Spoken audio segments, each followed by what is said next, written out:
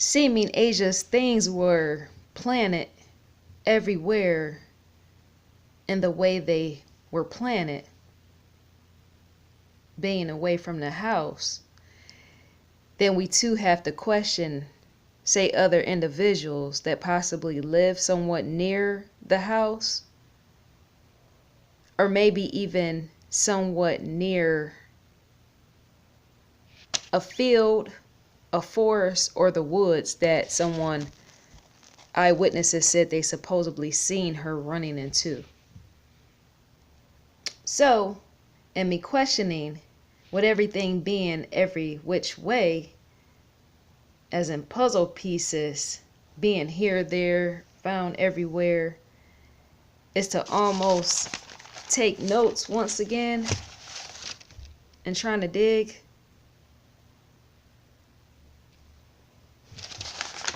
So, let me see. Even my notes is completely out of place. That's what I'm trying to say. That's why I couldn't really get the words together, because when everything is completely just everywhere, you kind of don't know where to go, as in where to start. So, and me questioning if somebody could have did this, say a person, as police stated, this individual that could have in fact been a part of this situation. It was stated that this individual could have been a woodsman.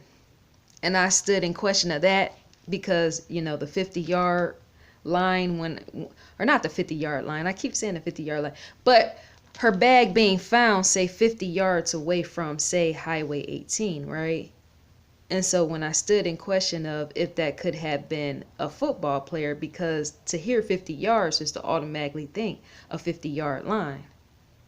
Even if you don't play sports, in which I don't, despite me being a tomboy, I can still, that's just common sense. Here 50 yards is a thing. If a TV's going and there's a football game going, somebody's watching it, then you know that could in fact, in your mind, click, oh, 50-yard line, football. But if that is not the case, and say police once again said a woodsman could have in fact played a part in the very thing, such as a situation. I'm sorry, I'm looking, I got various things going, various papers going, right? And so I was looking at a title of the one video I was supposed to make about the hair bows, and yet I haven't made yet. But as I got to trying to think, okay, a woodsman, what in fact does a woodsman do? Wouldn't a woodsman, say, be found somewhere, say, around and surrounding the woods? As in being able to move around in the woods even at night? Because that's why the police would have possibly stated that very thing, right? But I had to take it upon myself to try to see what a woodsman is or does. But going back to what I was saying, seeming my notes are everywhere, as in completely just, let me see. You know, you take notes and then you're like, wait a minute. Okay, so I got, what I started to think was, if an individual is a woodsman, and say you or I, the viewer, are not able to really function around in the woods at night, first of all, that's creepy. That's Blair Witch opportunity just waiting to happen, isn't it, right? If you and I weren't able to really move around in that type of environment, and a woodsman would, then what type of equipment would a woodsman actually have provided on them, as in carrying around? And so what came to my mind was, okay, I don't know too much about, say, individuals like the woodmen, because I didn't even really know what that was until I had to go Google, look it up. As police said, a woodsman. The only individuals I can really think that would be in fact a woodsman. Like in the photos, when you go through the images, they show people chopping wood or whatever you see, right? Woods people that do that type of things, because in order to be a woodsman is to possibly live and survive even in that atmosphere, right? As in chopping and cutting things down and stuff in that nature. So there's pictures to support even that on Google in the images. But to take it even much more further than that, as in a train set, not completely, but I'm a writer, so I use metaphors a lot. Hopefully it doesn't confuse you, but that means when I say a train set, that means to tie information together when I say that. So a woodsman could have in fact been anybody in the form of a hunter, maybe. Let me see. I have an aunt that goes camping and stuff like that, right? And yet they're typically usually in a moving vehicle in which you camp in, right? But I'm trying to picture in my mind, what in fact does a woodman do? What do woodsmen do besides cutting down logs and stuff, and possibly cutting down trees and stuff, and burning stuff to survive? The only thing I can really think of is a hunter. Maybe a hunter. But then another thing that came to my mind was military. And I don't even know why that was. Because see, even some of these individuals who choose to put themselves, say, way out in the woods, even in that style, form of fashion of even being able to plant something like that, could have possibly been an individual who maybe served in the military. I'm trying to think. It's that in itself is a hard thing to try to figure out, because when you think of the woods, when I think of the woods, and you know how you watch documentaries and stuff like that, and you see people either they're hunting or say they're in the military, right? Because to track through an environment like that is to know, you have to know how to actually get through that environment, say with certain tools, if certain wood pieces and stuff like that is in your way. I'm thinking, wait. Because if you look at, say, movies, even old war movies, documentaries, movies, whatever, even portraits, you will see even soldiers and stuff like that who have in fact moved through greenery environment like that, right? And sometimes to not be able to fully get through that environment is to cut down certain things, as in move it out the way. Soldiers, military, right? The only type of individuals that would know that type of thing, once again, is a hunter, and say possibly someone who was in the military.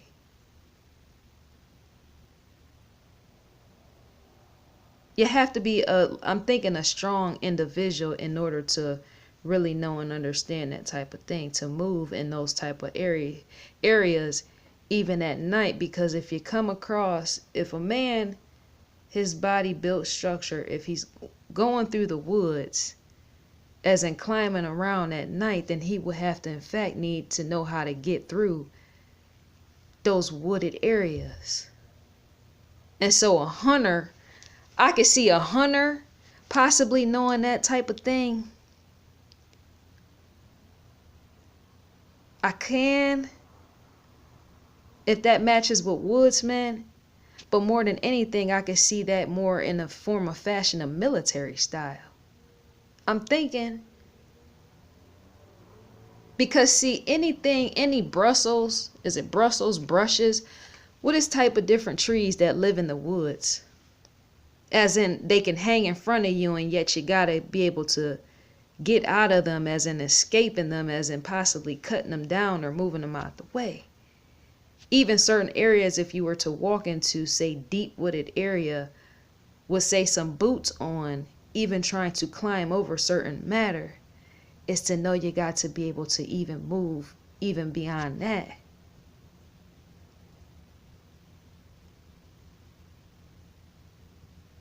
Trying to think, because woods in a sense could present any type of problem, is what I'm saying. All type of people get lost even in the woods, right? But not only that, some people get caught in the woods, as in trampling and things, and their feet getting caught up and stuff while they're trampling through the woods. Yes, it does. In order to get out of that, once again, is to cut certain things down, as in even possibly using knives and stuff like that in order to get you out. We see all type of movies where we got action hero movies and all that other stuff, which actually is all around us, in order to see that type of thing, which is the question right here. When something like that plays out, and say an individual supposedly walked away from home and was seen running in the woods by eyewitnesses. So when I got to thinking military, outside of just the hunter, we'll come back to him in a little bit, but to think about a man, or possibly even a woman, but I think more so a man than anything, because you got to be that strong once again to travel through the woods. I think of military, and not only that, I also think of like infrared. Infrared, am I pronouncing that right? Infrared? Because I said it before in one of my other videos, because I was thinking about this very thing before. Infrared. See, sometimes you hear that sort of thing even in rap songs. I think I heard Biggie say that before, infrared or something crazy like that, right? You got all type of people want to be cool using big words, and some of them people don't even know how to pronounce it, or even know how to, use it, or whatever the situation is. And so infrared, all that plays out with military. When you question, well, military, right? Because some of us, many of us had parents that served during wartime, right? My father was in fact a Vietnam veteran, right?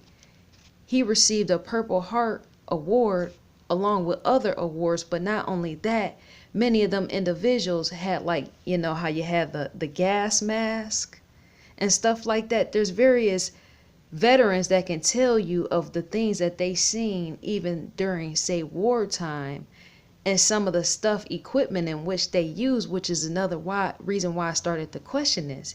Because see, an infrared device, when you scope it out, many of us vaguely, if we came across somebody like my father, other individuals' father that served in war or whatnot, right?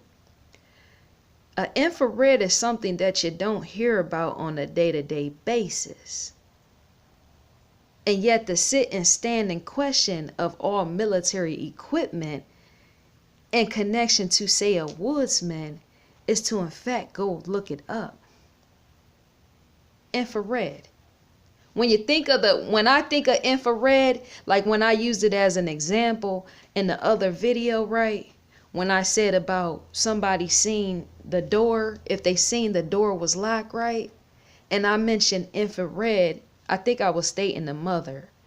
But I was saying what I was trying to think. I still can't even think of the word pertaining to the vision. It's in relation to your optics. Your optics being able to see outside of just the tunnel vision straight ahead, and you're able to see outside. And so I had mentioned infrared, but that in fact was not the precise term. But infrared still relates to optics, as in vision. It does. Look it up. Infrared, but it goes a little bit even deeper than that in the realm of the sciences. It does. You got to look it up. So infrared, when I got to thinking, okay, military, if somebody was, say, a former soldier or something, and say they were a former soldier, they would know and understand combat material, as in combat equipment, just enough to possibly be able to use it, even say in the middle of the night, even in taking steps as into knowing where to go, because even the military train you in that form and fashion. See, the stand in question is to question that very thing. How are you moving through the woods at night?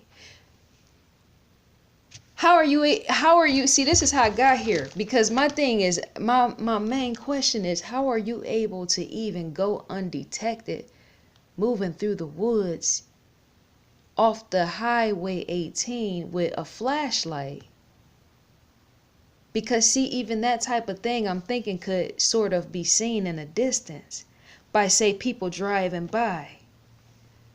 I'm wondering,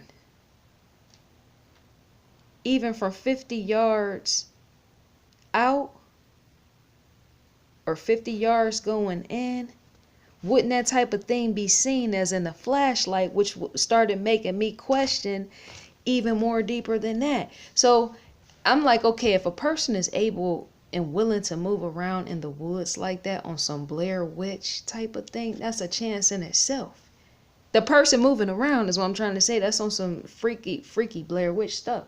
So if they would not have, this is what I was thinking, if they would have not wanted to say be seen in the dark, say even by an eyewitness or anything, I'm trying to think, because I be trying to think at various angles of, say, how that other individual, how would they have thought if they were moving through the woods? Would you take a flashlight, or would you take something else? Once again, a hunter. See, this is what I'm saying. Where are police at? I need to get in with the police on this investigation, because somehow, some type of way, this thing is getting good in the realm of the connect the dots in relation to the woodsman, as well as who could possibly be a suspect that served military or something. Because see, if you are a hunter, you would have to be able to see as in view at night as well. But what do hunters use? I asked that question as well. What does a hunter use? Because let me think. If a hunter is going out to hunt, even for a deer or wild animal, because even raccoons run around at night, right? Even out in the wild. Hunters usually kill those sort of things and cook them, right? But say even if a hunter was going out to shoot a deer, that hunter would have to take some type of device outside of a flashlight and being able to see what's all around him just to hunt. Am I right, or am I on the way? I think I could absolutely be right as in on the way. Let me see. A hunter is not going to walk around with any type of gun as well as ammunition possibly in his hand and using out a flashlight in a search and find to find a wild animal to pick him up, as in kill him off so he can eat it later, right? So he would have to use something else in place of a flashlight. Because what do hunters in fact use at night in the middle? That's when hunters hunt, right? See, I even looked that up. Hunters don't hunt in the daytime. I don't know specifically. See, I lived in areas where there were deer, and there was something going on the news where they was saying they were the city in fact was trying to get rid of the deer, because in the area where I lived at was more so suburban, and the deer was in fact tearing up the people's front lawn, tearing holes and everything, right? But they did not once say if they were hunting the deer in the night, as in the middle of the night. But when do people hunt out deers? Do they hunt them in the daytime, or do they hunt them at night? Do they do both? Don't hunters do both? I have to see. I'm a little less knowledgeable in that area because that's not my field, so I wouldn't really know. But just the question is to delve deeper. So if a hunter is going to go out, say in the middle of the night, and hunt something, he has to have some device in order to see that very prey in which he's going to in fact shoot and possibly cook later. Because why would he even be out there in the first place? Don't hunters shoot stuff to kill it to eat it later? I'm thinking you just don't go hunt just to just go hunt. Shoot an animal just to waste his life away is what I'm wondering. So, and me question is the very thing in the realm of, say, a woodsman who could possibly be a hunter. I have to question as in scope out his vision, as in how good was his vision and what was the equipment in helping him see the very things in front of him, such as a wild animal or even a possum. I've heard Southern people eat those too, possums. So what came to my mind in this was, once again, an infrared imaging device, such as like a infrared imaging camera. I even tried to look up, thank you God or the universe for Google. I tried to look up, say, what do you call it? Those things, the Google, I'm sorry, I keep saying Google. Goggles in which you use to see at night. There's in fact goggles you can use to see out in the middle of the night. Is it dark vision, night vision? I think they're night vision goggles, where people that say are into military type of activity or even going out in the woods, there's like goggles or something for that type of thing. You being able to see through what is afar. Because I had to YouTube even that to see what they can in fact see with those goggles on, and what they see is all like green matter. Say even if it's a person from far away or animal, everything is more like in the realm of a green scope. And so on YouTube, the guy was saying how those goggles, the night vision goggles, are not as they're not as good as say infrared imaging devices. The goggles aren't. I should have edited that part, but we're gonna leave it there. So these goggles, these night vision goggles, the man on the video was stating that the goggles are not as good as the infrared imaging devices such as cameras and all that, because how the image looks. Because see, you only are seeing green with the goggles, with the night vision goggles. All you can really see is green, and yet with infrared, you see things based upon bodily heat.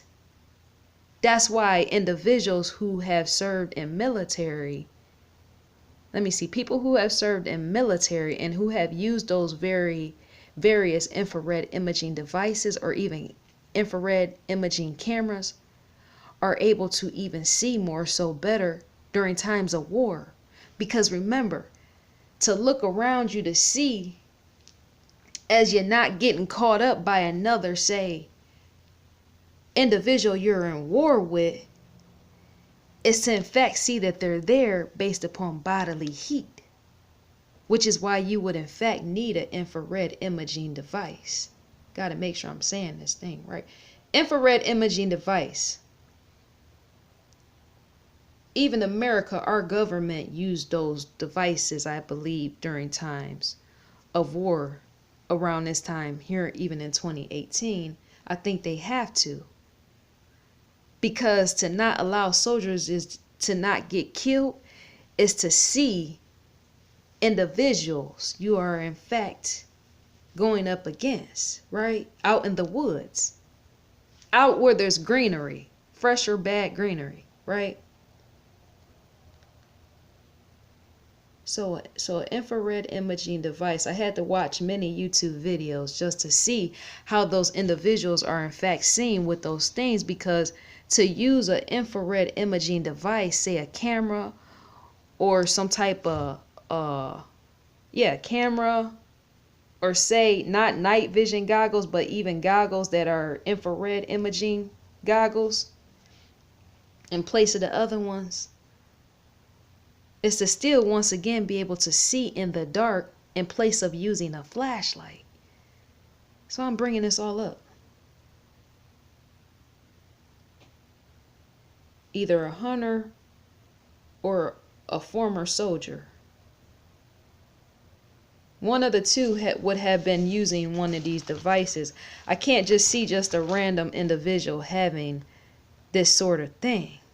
Because I'm thinking, even wouldn't an infrared imaging device, such as a camera or some type of goggles like that, wouldn't they be kind of expensive?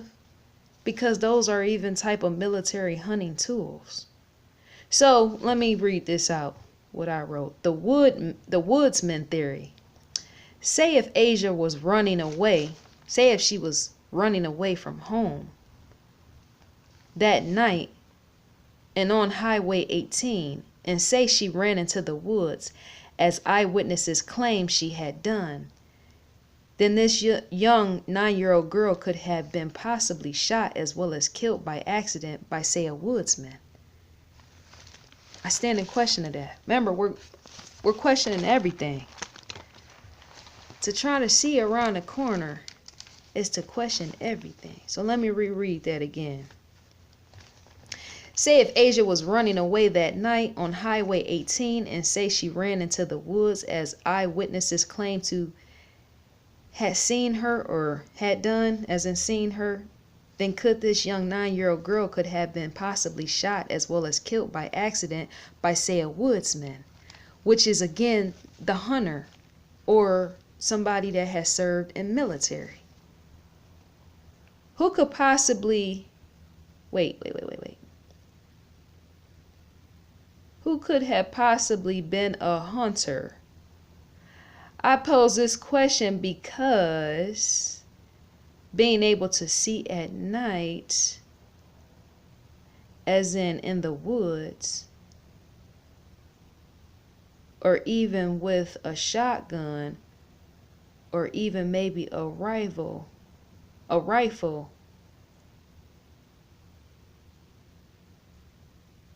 they possibly would have been out there to once again hunt something, as in a wild animal. I stated that in the beginning of the video, right? But do hunters, in fact, go out and hunt at that time? Because ASHA was supposedly, left the house somewhere maybe around 3 a.m. I say the timing, seeming we don't precisely know. And yet even police is questioning that. So we say the timing is somewhere around 3 a.m. The timing was possibly around 3 a.m. and maybe 6 a.m.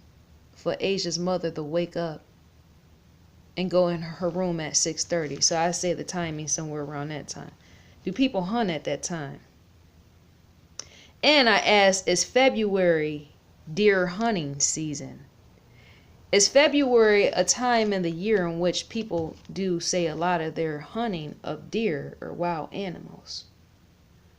But I'm thinking, if a woodsman would have hunted around that time, he more than likely would take it upon himself to hunt in any season.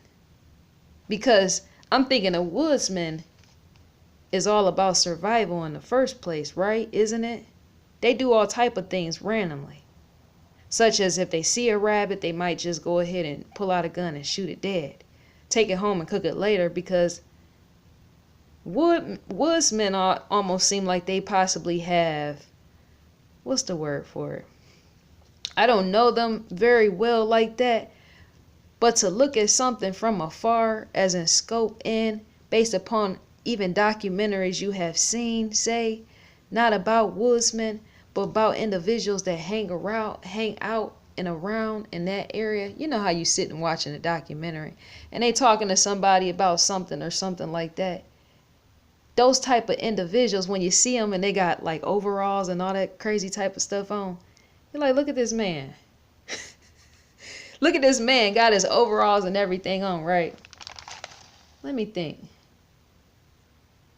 they're almost not to say, not to laugh and poke fun or nothing, but I'm thinking a person like a woodsman, like somebody you would see like on a Discovery Channel or something like that, right? Or even a History Channel. Them type of people will be almost like, I won't say hillbillies. That's not like a nagging joke. It's not. But just the some image that they present.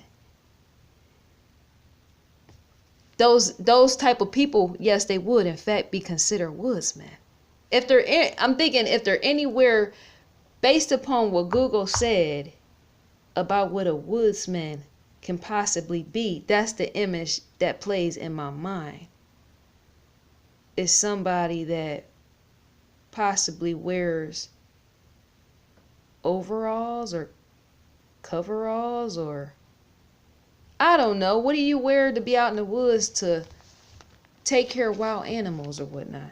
So I'm wondering. So that I could keep going and going, but I gotta stop myself because I'll just go until the tape plays out. Yes, I will. Questioning that. So is February a deer hunting season?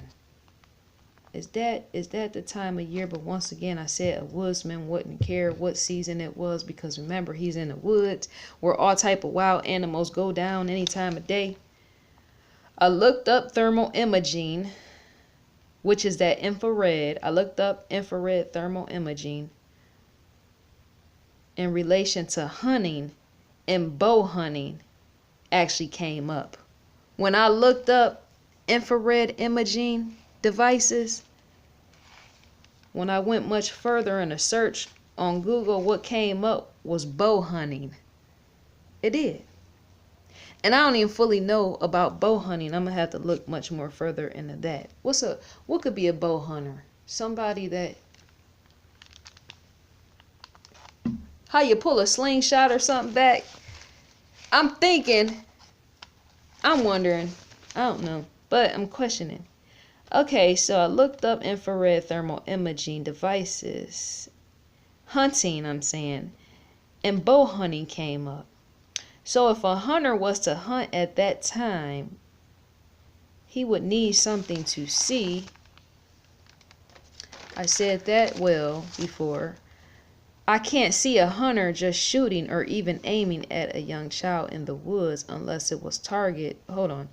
Wait. This is in fact where my notes got mixed up. Yes, it did. As in this right here not being fully, because notice how I just jumped from one thing to the next.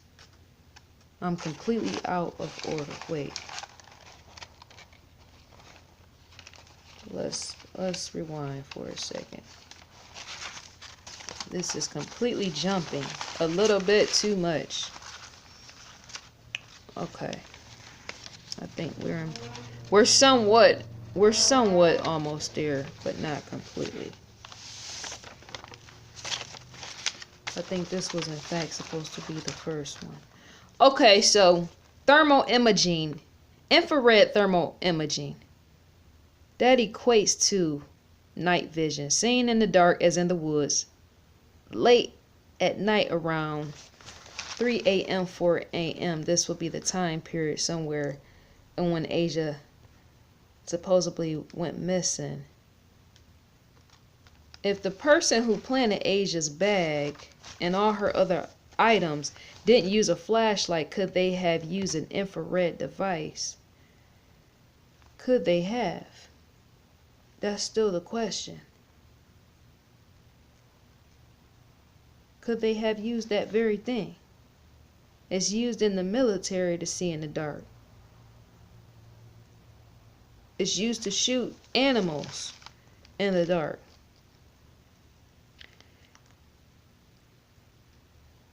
So it's like you got on one side, you got military, a person possibly with military experience, you got that on one end in question, and then you got the other individual, which could have been a hunter on the other end.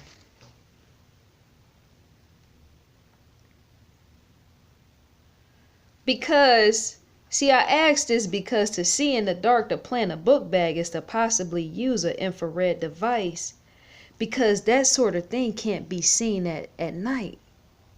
I don't think. I might have to YouTube that a little bit more, even Google it. An infrared imaging device picks up the body heat of, say, an animal or even person from afar, and yet I don't think that device, you could actually see it yourself if you weren't wearing it. If you weren't the individual wearing it, and yet somebody was looking at you through that device from afar, because I don't think it don't have a light or anything on it. That's the point. Because if it had a light, if an infrared device has a light on it, then that would in fact scare away the prey, such as wild animals, wouldn't it? That would be no point. That's the reason of not using a flashlight to go out there in the first place, trying to hunt.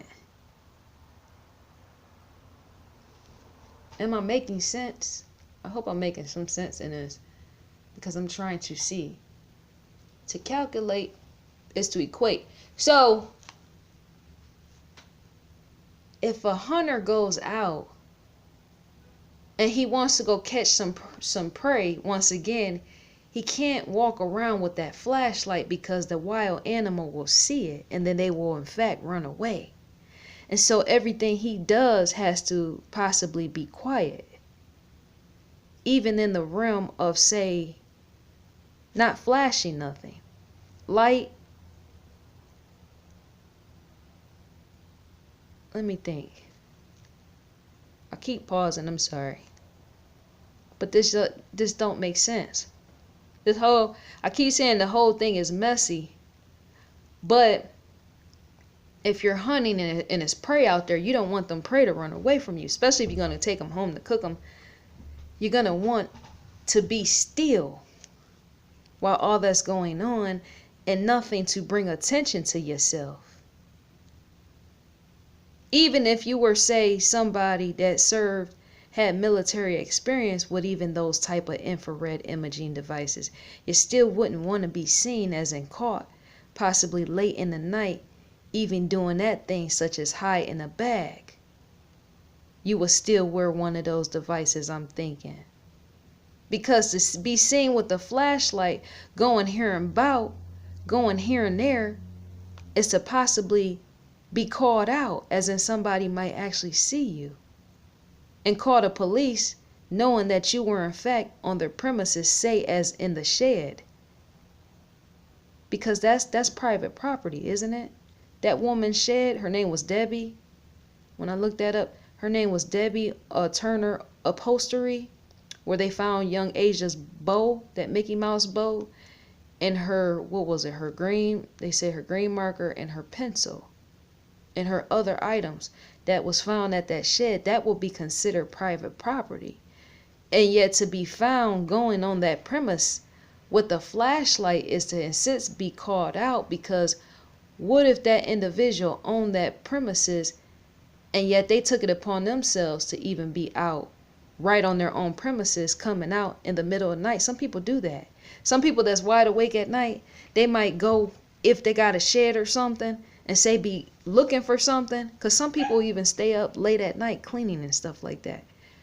So wait a minute, I'm trying to think.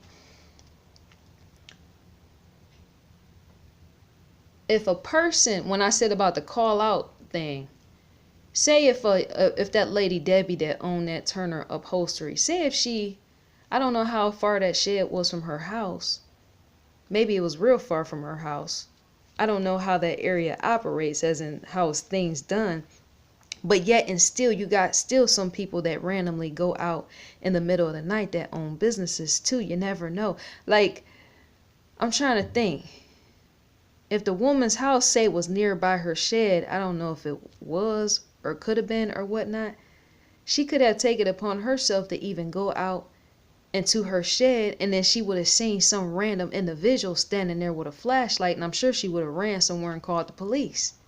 Who wouldn't have? Because that's scary in itself. And so for an individual to know that sort of thing, or possibly could have known that sort of thing, as in they could have in fact ran into somebody being on somebody's private property, is to know they wouldn't want to be seen, I'm thinking, in any of that doing, as in the wrongdoing of planting a young child's stuff on somebody else's property. Because first of all, that type of thing you go to jail for. So to remain unseen is to possibly do it quietly in the dark, once again, where you can't be detected, as in fully undetected. And this is where it goes back and me tying in the infrared imaging device. Seeing that night in the night air, but not being able to be seen by others. This is where I'm pointing at. Because how is an individual able to walk back and forth, say even possibly miles on end somewhere where they possibly park their own car? Somewhere in that, I'm thinking they would have had to park their car off somewhere a bit of ways away, just enough so that their headlights could be undetected.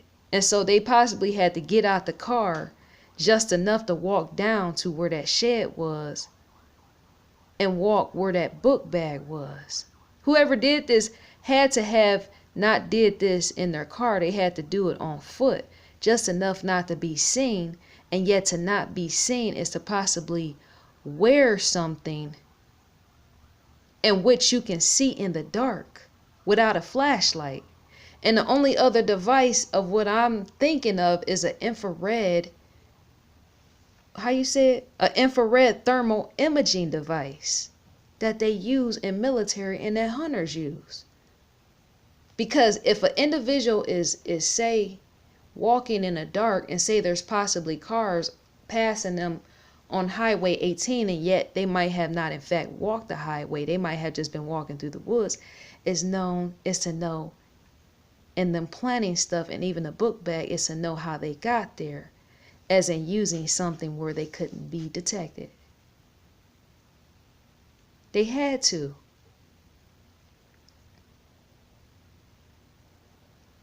They had to. I'm thinking, wait a minute. To go fully undercover is to not be seen in the night by other individuals outside of you, and yet you're able to see them and everything else.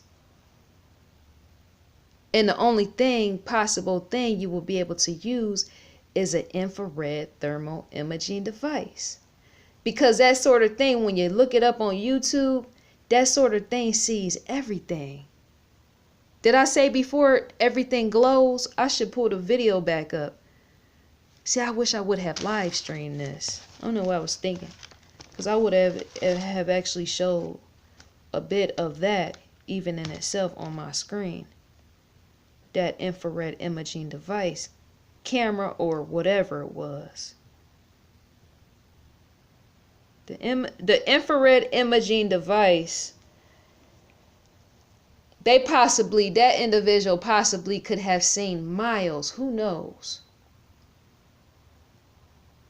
in the dark, as in moving objects outside of them, passing cars and everything else.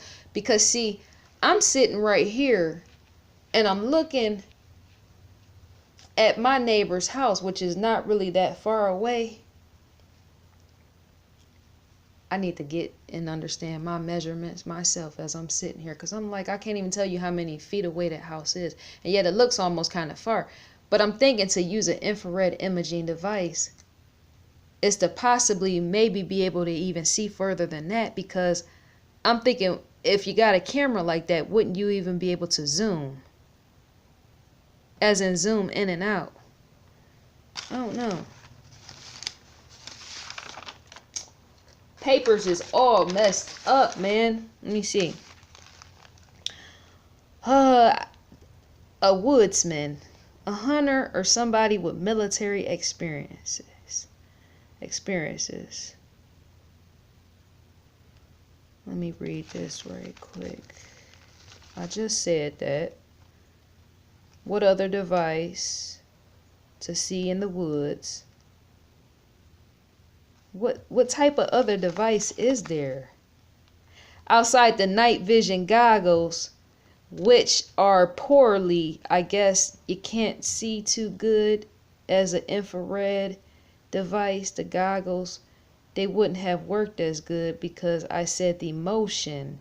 See, the infrared thermal imaging device, when I looked that up, it said it was all based about the emotion anyways. With those, that's the point in getting them. Is motion. Motion detection. That's what I'm trying to say. I can't fully get my words out. I'm like I'm tired myself sitting here. I think I ate too much. Who knows? You know how you eat too much and then you're like, man, I'm drowsy. So the infrared, that's it about the wartime, how I looked that up.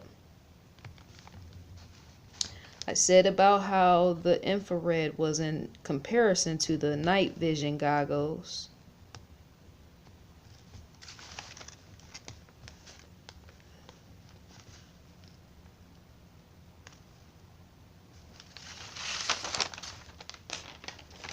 Man.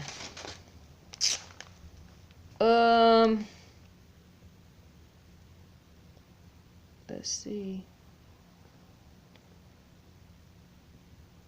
I said that part.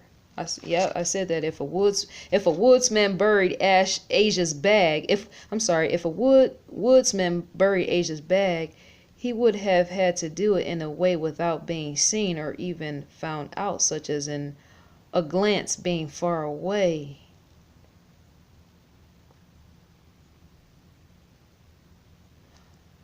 That sort of thing wouldn't be able to be picked up. An infrared camera wouldn't have been able to be seen by anybody in the public. It wouldn't, which is why more than likely those individuals use them in the first place. Because to go fully detect it, I just feel like, man, there's like some connection. Could be, even in that. I said, can infrared cameras or infrared thermal imaging devices find and locate dead bodies, such as bones? We all wish that Asia could in fact be found alive, right? You try to have some positivity in that. But just in case that is not the very thing that may or may not happen, right? As in her being alive. Not saying I'm trying to completely focus on the death. I'm not. But to look at certain things and say, okay, this stuff is just messy, is to possibly say the girl could be dead. I said that how many times, right? And so I'm in question of, can an infrared camera or infrared thermal imaging device, such as what might have been used, can that very thing find and locate dead bodies such as bones? If, say, the child is gone, right? Could even, let me see. Could even police take it upon themselves, as in the FBI, because they're much more above, right? Take it upon them, say, as in scoping out the area, again, of which where the bag was found, and say them scoping out that area, say with an infrared imaging device or camera, or on this. Could the police say if Asia was gone, as in dead, right? I'm trying to be positive, but I'm trying to face reality as well, right? Could the police themselves actually place themselves there in the environment once again where the bag was found and even where her other stuff was found, and say possibly scope out that area of even with an infrared light? Not infrared light, infrared imaging device or infrared imaging camera. Because as I said before, that sort of thing picks up the warmth as in the body heat of the body, right? And yet for an individual to be dead, possibly gone, I'm just giving an example, not saying it's completely true, but just example. Then the police, could bones be detected with those type of devices? I tried looking that up and I couldn't really find too much. The focus was on the body heat. Because I'm thinking To get rid of all that stuff and want it to be found later is to also get rid of a body, as in a dead body, as even in that even being found. I wonder, I'm even in question of whoever did this, if they even wanted, say if she was dead, as in killed, murdered, I'm even in question of if they even wanted her body to be found.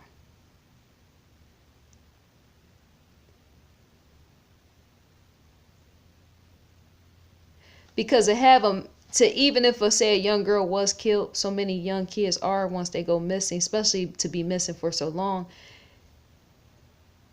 to have a person such as a young individual, say, go missing, is to say possibly a body could be found, but you question like where at. So I stand in question of if that individual wanting them things to be found, that they want the body to be found as well. And yet could have police in fact searched enough within that area to possibly find her. It could be a dead body out there, is what I'm trying to say. And yet to overlook various angles and areas, as in what's the, I'm trying to think of the words, to overlook various angles is to somehow bypass that very thing I'm saying, as in if there's a body somewhere. And yet how would you even detect that, which is why, outside of a search and find, which is why I'm trying to say or ask in the questionable of if bones could be picked up with that sort of thing. I'm thinking somebody would have had to have one of these devices. Them hunt at night for deer and stuff. I said that I was in question of, could ASHA have possibly been shot if she was on, say, shot and alive, or shot and killed, one of the two, if she was, say, on that highway 18 that night and ran into the woods. Could a hunter have accidentally shot her, or accidentally shot her and killed her? Because to say somebody was a woodsman is to say they could have in fact been out there in that very area if, say, young Asia took the chance of walking along Highway 18 and then running into the woods because she saw cars coming up on her. And if somebody was hunting, say, that night, and if it was or was not hunting season, is to know they could have seen something. But I'm thinking a seasoned hunter would in fact know that was in fact a human. But I'm wondering if, even if they did, if that startled them as well. I'm saying a hunter. Let me think. If I'm hunting out at night, being a hunter, and I'm out there amongst the wild, I am going to know, because I even looked up the images on that of what they see. Yes, I did. I looked up the images and I saw some deer, as in you will be able to see 4 legs. And not just something standing upright as a human. You would in fact see that. But for them to start running, say, in the woods or where you are, is to say you might have become startled. The hunter himself, which is why I say could he have possibly accidentally shot her. Because to be out at that time and, say, be hunting and possibly be alone, or even if that individual had other individual with them while they were hunting, is to be startled, say something by a young child or something running in the woods, almost coming towards you, and yet you don't know that individual, which is why I asked the question of a possible accident, even in that. To question something all the way around the corner is to just go there, as in take it there. So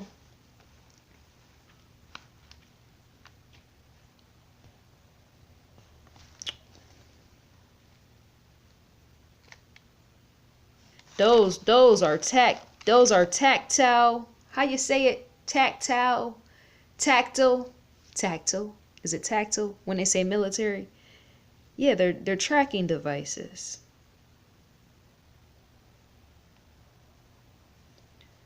The tracking devices. So if a person had on one of those type of infrared thermal imaging devices, they would have noticed and seen the body heat of, say, somebody of a young stature, possibly running into the woods while they were out at that time, possibly hunting maybe a wild animal. And to be startled is to possibly shot and kill that very thing, because you're probably wondering what could be running in the woods at that time, a human being anyway in the first place. I'm thinking some people will possibly be frightened by that very thing. I know I would, because I don't like to be in nobody's wood. You won't find me in nobody's wood in the middle of the night unless, say, I'm like in a camper or something like that, some type of vehicle or something, and not on the outside of it. Because even wild bears and wild lions and all that other stuff be out, depending on where you live at. So would a hunter have been startled by, say, a young child, a 9 years old, running into the woods where he possibly could have been? But then again, I'm wondering how open that space was. Say where she supposedly ran into. How open was that space? Because when hunters hunt, or even, because I'm saying hunters, don't some of them lay on the ground in the form of almost military style when they're hunting out wild animals? Would a hunter be laying on the ground? I don't think, because ain't that the point of them wearing, see, when you go in certain these stores, even in Walmart, I've seen camouflage material that looked like it was posed for, say, some individual that could possibly hunt, or many. Walmart sell that type of camouflage stuff, right? And so I'm wondering, would a hunter be laying down on his stomach or on his back in order to, say, see a wild animal? Because you got to be camouflaged, right? As in no movement. You can't be really standing up. That's what I'm trying to say. I'm thinking a hunter can't really be standing up, because if he stand up, wouldn't a deer or something like run off? Because they will sense movement in that hunter. But even in that form and fashion of a hunter, laying down on his stomach or possibly even on his back is still military style in itself. I said before, my dad served in war.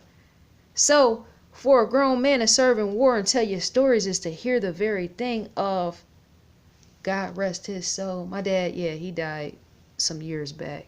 About 10 years back. Yes, he did. But to hear stories of how, grown men serve in military and know that they lay on their stomach with a gun, such as a rifle or a shotgun, it's to say that's military style. It is. Because they do that in war and all that, right?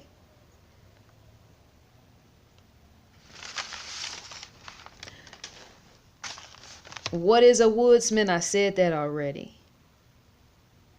It's an individual who lives and works in woods, as in woodlands or forests.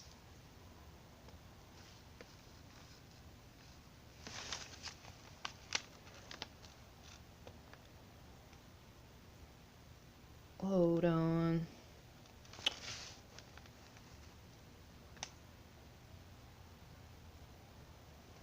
Possibly around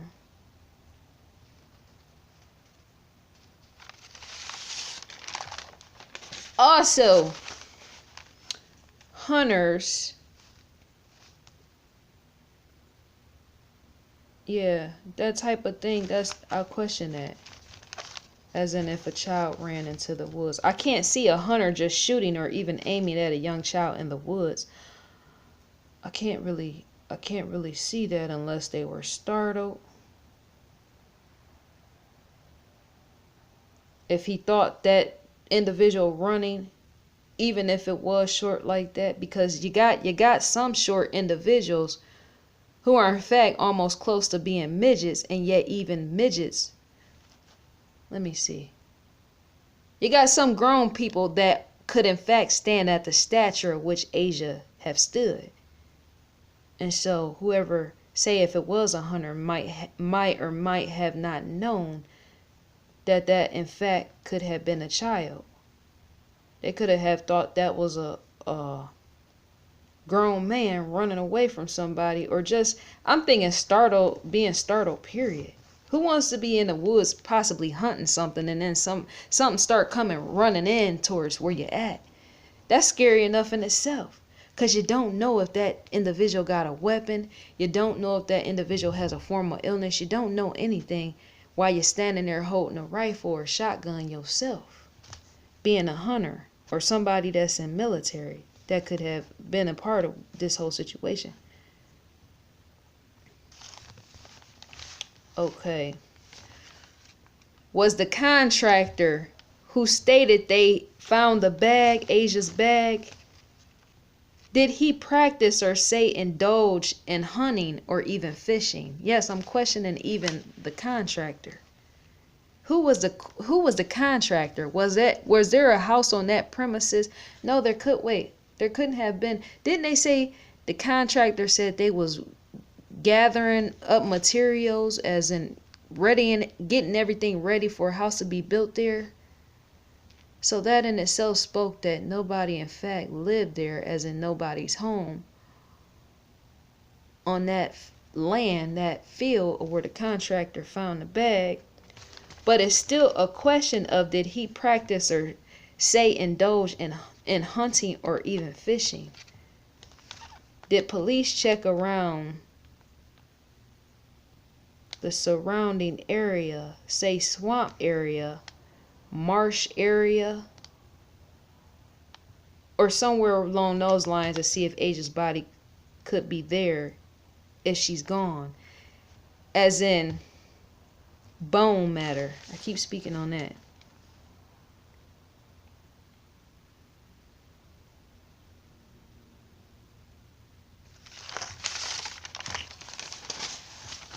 Did I mention about like a gun or something like that when I said about, I was gonna say something about a silencey gun in relation? See, if a person had, say a person was hunting and they had a gun, and say the eyewitnesses said they seen ASHA run into the woods, then that whoever may have been a hunter or even somebody that practiced military who might have been in fact involved with this, they would have had to have maybe a gun silencer.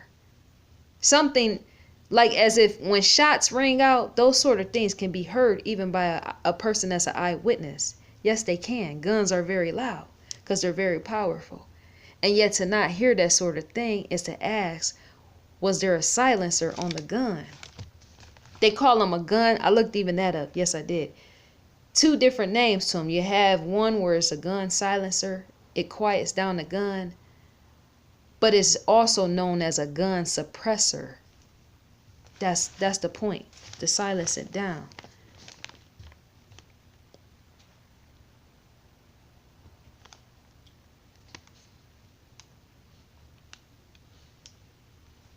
And that's where I'm getting at right here.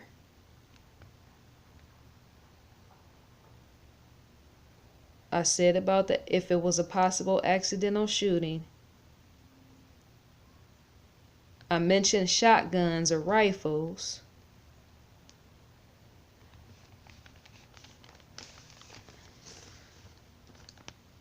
I question what type of rifles, guns, ammunition, and equipment do hunters use in the dark enough to not make enough noise? What type of equipment do hunters use when they say go hunting to not be able to be heard in movement? Because if you don't want to be heard by wild animals, as if you're making too much movement, you wouldn't want to make too much noise.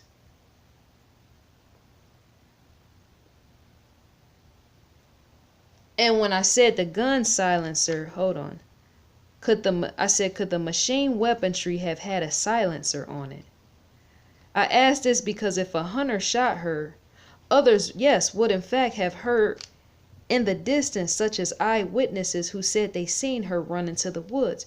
Or maybe they would have not heard the guns go off, as in the gunshot. If a hunter or military man with military experience or whoever was out there in the woods, I'm saying hunter since police said woodsman, I'm saying the eyewitnesses may have not heard the gun go off if there was a silencer involved, such as a gun suppressor, because to quiet down a gun is to not be heard by anybody.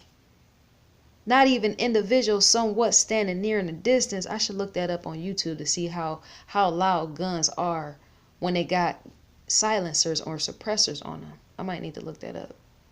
Can you hear it if you're standing so many feet away? Right?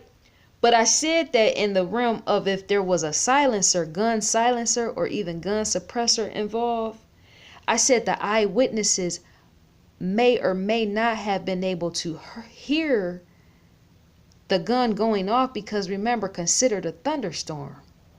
Wasn't it a thunderstorm going on along with the downpour when she supposedly left late that night? So if there's a thunderstorm or a storm going off, period, along with loud rain, as in the beating of, say, wind, as well as noise of the rain coming down, if a silencer was attached to a gun, that sort of thing as a thunderstorm itself and even the rain on top could have in fact drowned out the sound of a shooting, as in a gun going off. It had to. I'm saying, because say if something like that was to happen, an accidental shooting or something, or even a purpose shooter, even a purpose shooting, such as a shooter with purpose intention of even killing a child, right? Out by woods, close by home, anywhere in the environment, right? A gun silencer, I'm thinking, would possibly not be picked up by the ear. The average ear, I'm wondering. I'm gonna have to look that up. Because see, I had never even myself been exposed to one of those things, but I would still love to see how loud when the bang go off with the gun silencer on top of that, on the gun, what would it in fact sound like? Because see, to come from the environment where I come from, as in the hoods, is to know you hear gunshots ringing out all day. I spoke about that thing how many times?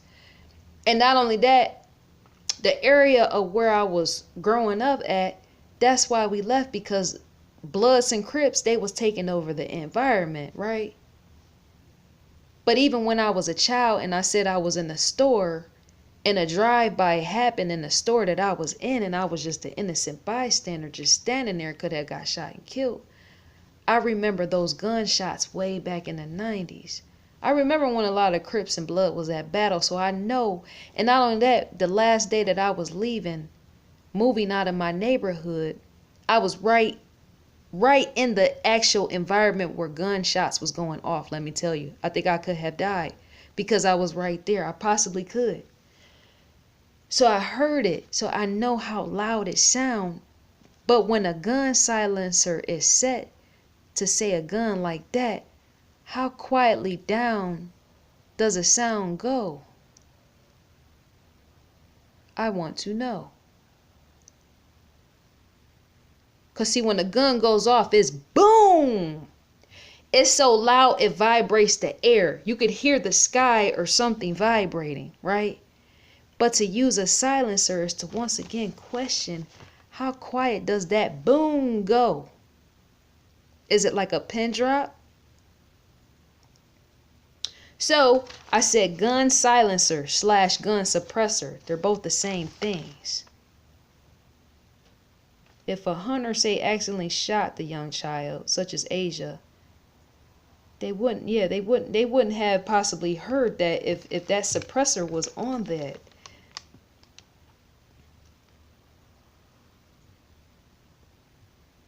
Because, see, did I say this before? I'm sorry.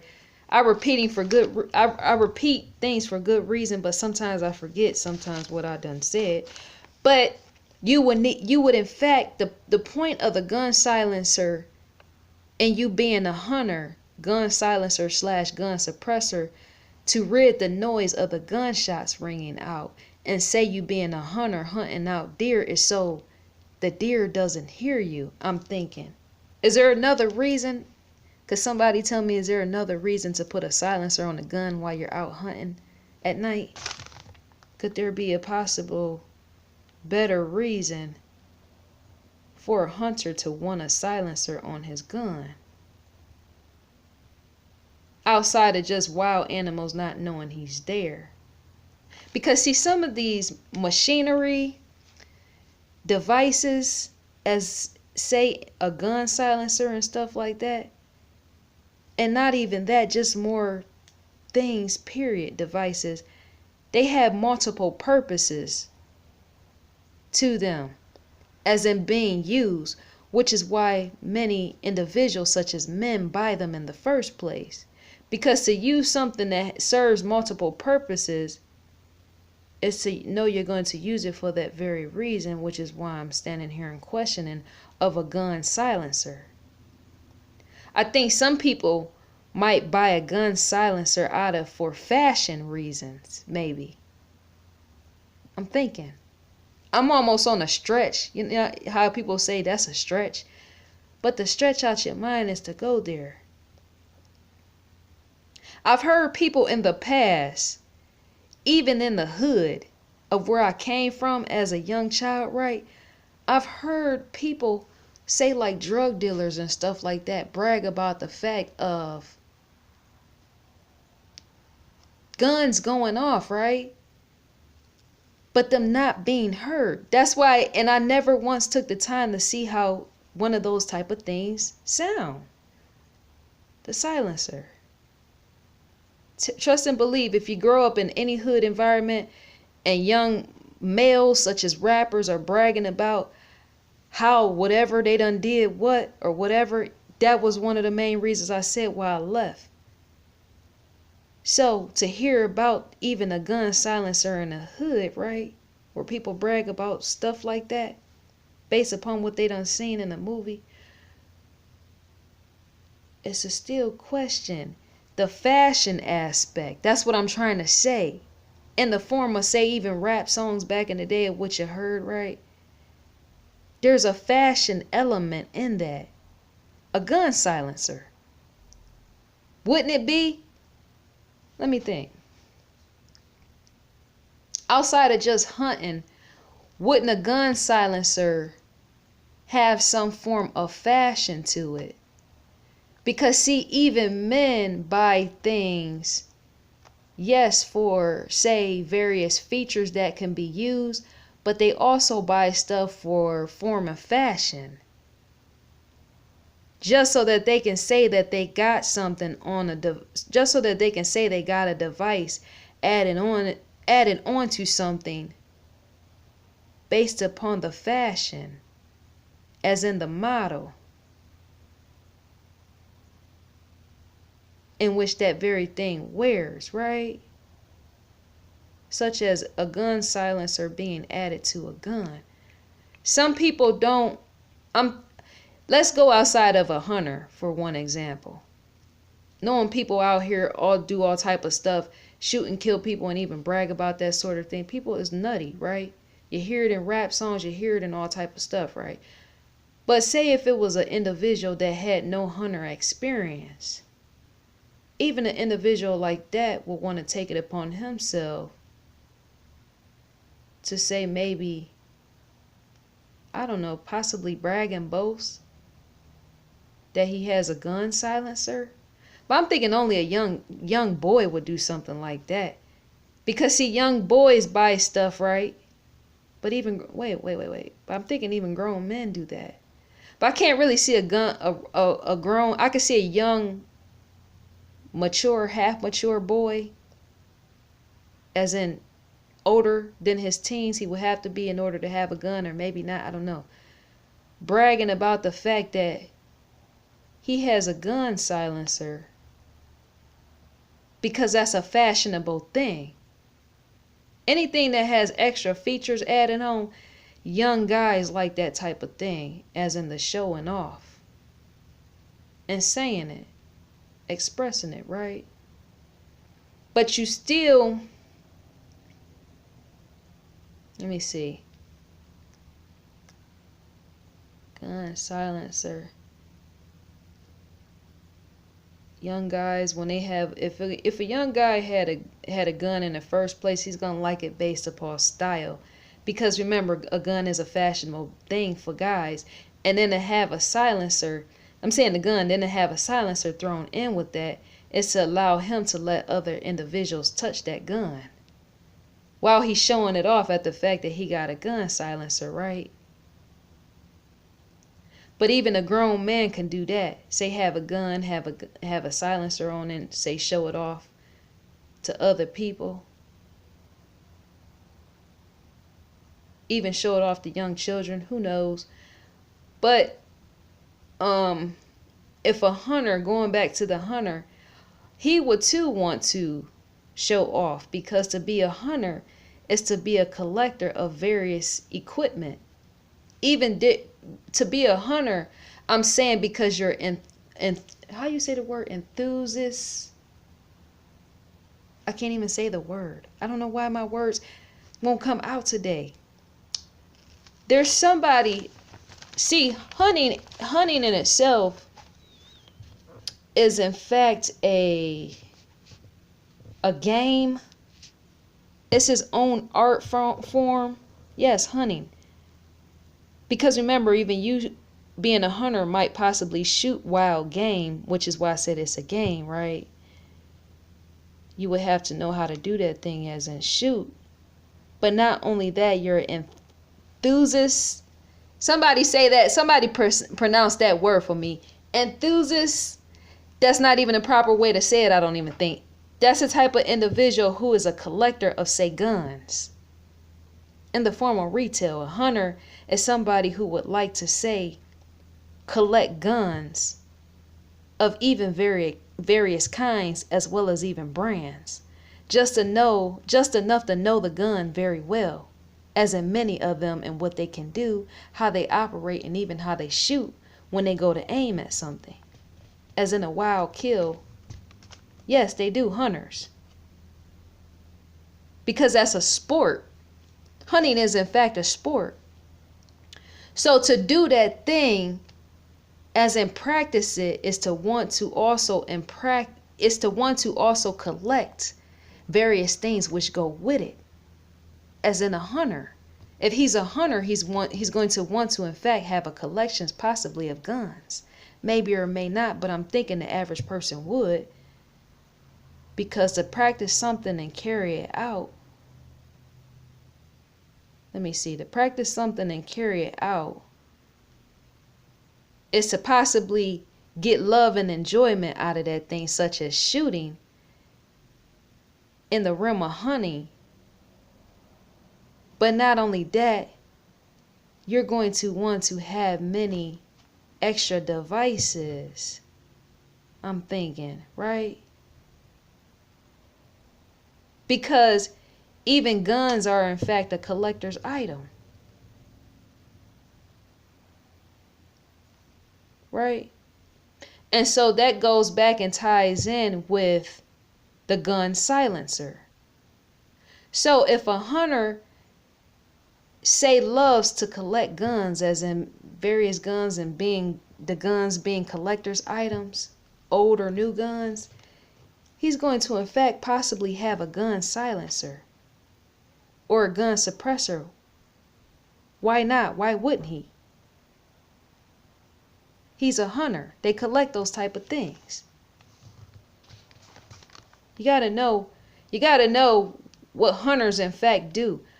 I don't know completely, but I'm thinking for everybody that even has some form of hobby or something like that, they enjoy doing those things, say from their time off of work.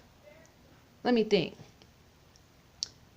A hunter will possibly enjoy hunting during his time of work or during the off hours of work or whatever time that he chooses to hunt. Daytime, daylight, or even in the night, even in the middle of the night. And yet he's going to want various things of those things around him, because remember, those are in fact his treasures.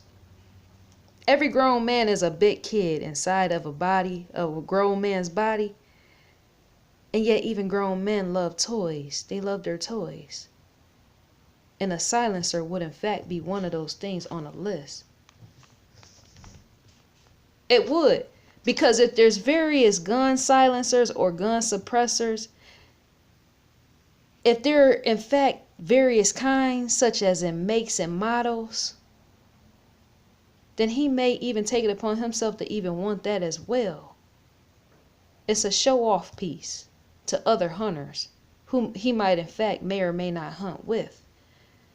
Wouldn't they in fact, if a grown man was to brag about that thing, wouldn't they in fact brag in conversation about their gun pieces, as in various things which fit with those guns, and quieting them guns down and speaking on that in conversation?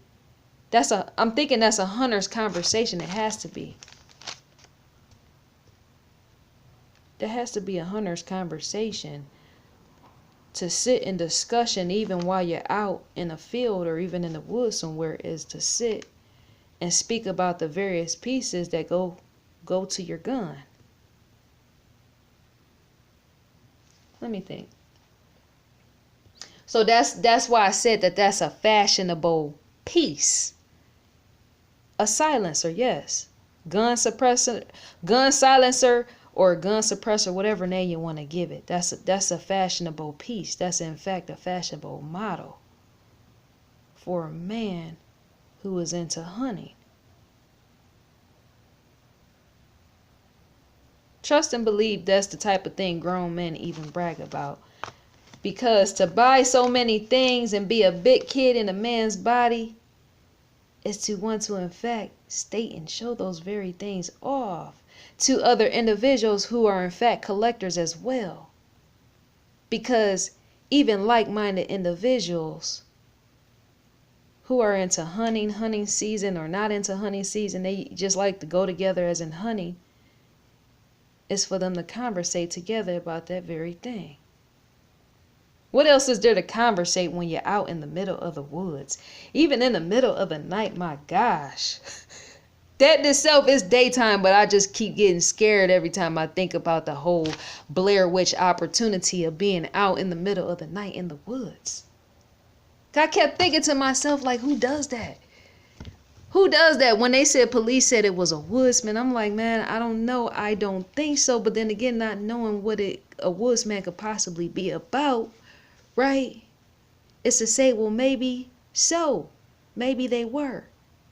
And yet I'm thinking still, to be a woodsman and say go out in the middle of the night, as in planning things, is to take somebody else with you. Wouldn't you? That had to be a very strong, standing, bold individual to take it upon himself to go anywhere in the middle of the night to try to plant a bag not 6 feet under, but somewhere close enough. Who does that sort of thing?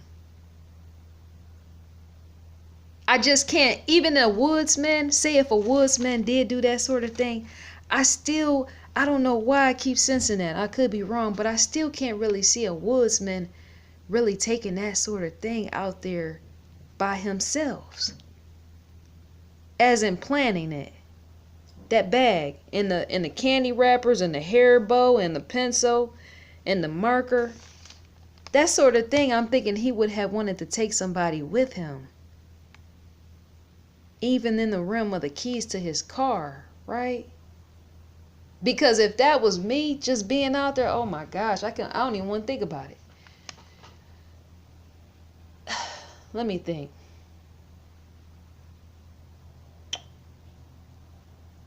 What a kidnapper. If ASHA did walk on Highway 18 and say a kidnapper was to do something like this, and say he did have hunter experience, or he had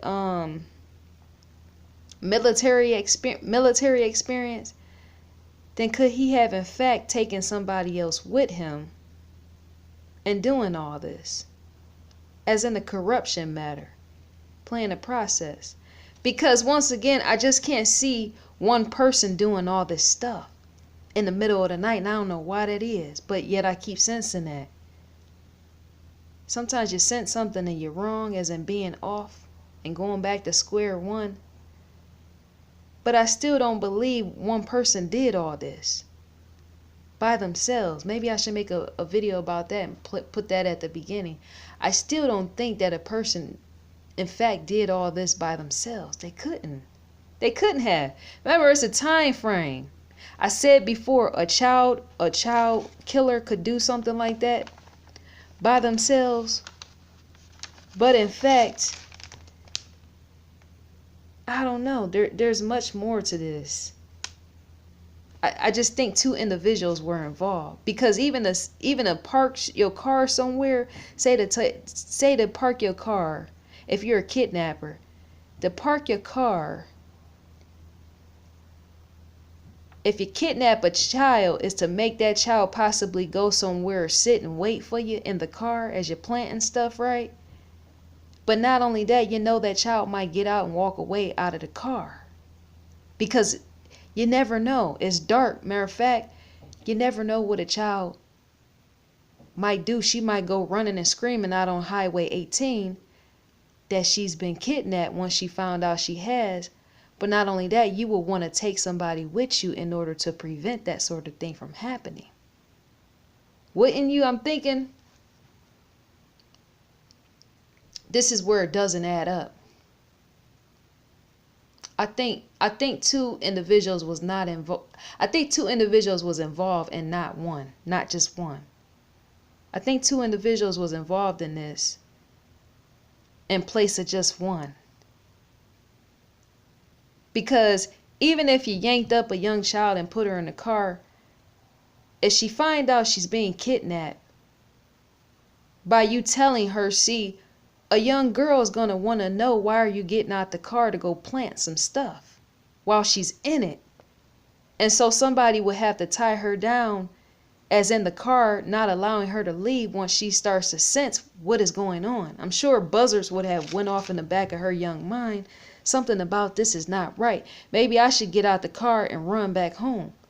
And yet, in order to prevent that sort of thing, is to have somebody else come with you. I'm thinking, maybe I'm thinking too ahead. I don't know.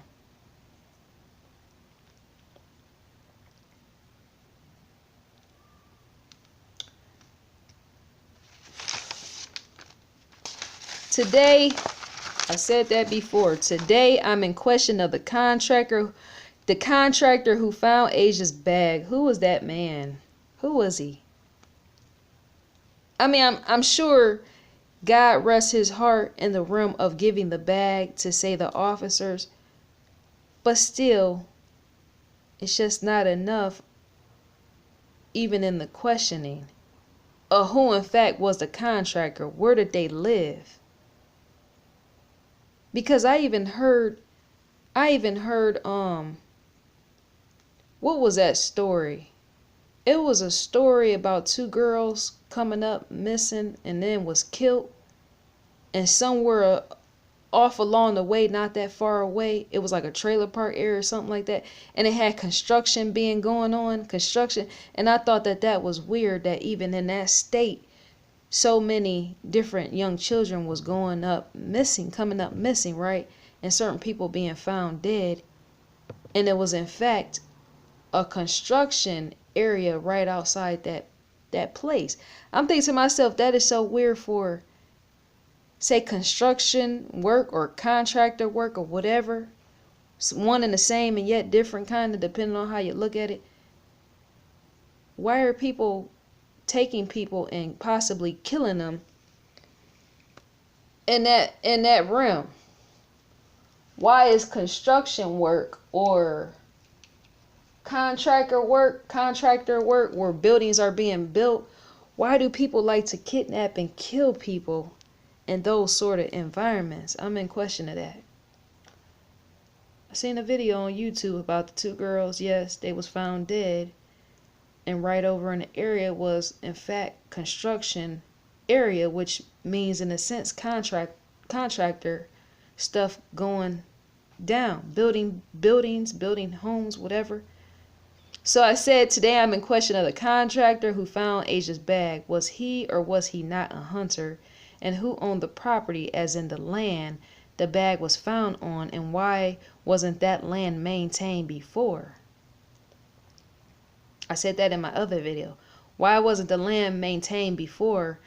Because see, some of these land areas sit, but wouldn't that pose a health department issue if a land sits for so long and yet is not kept, as in the upkeep, even in a country area?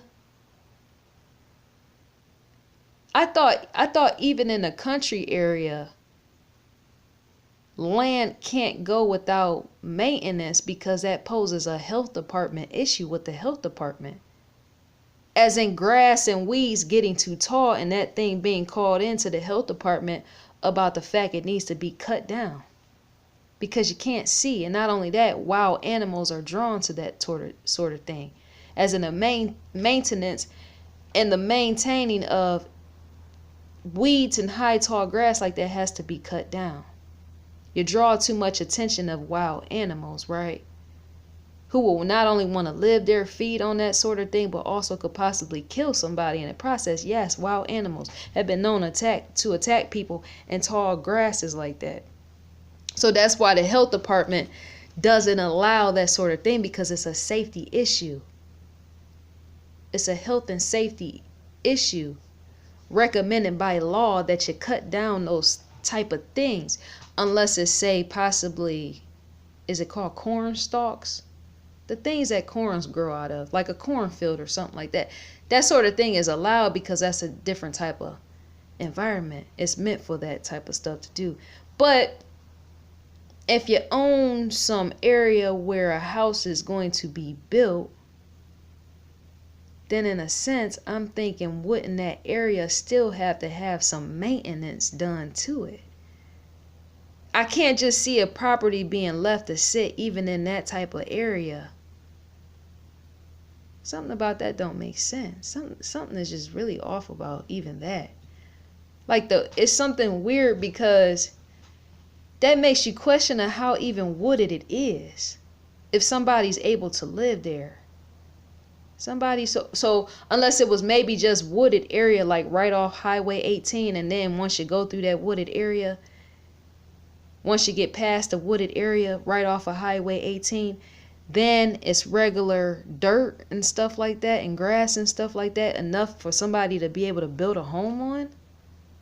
That's weird. That's what I'm in question of.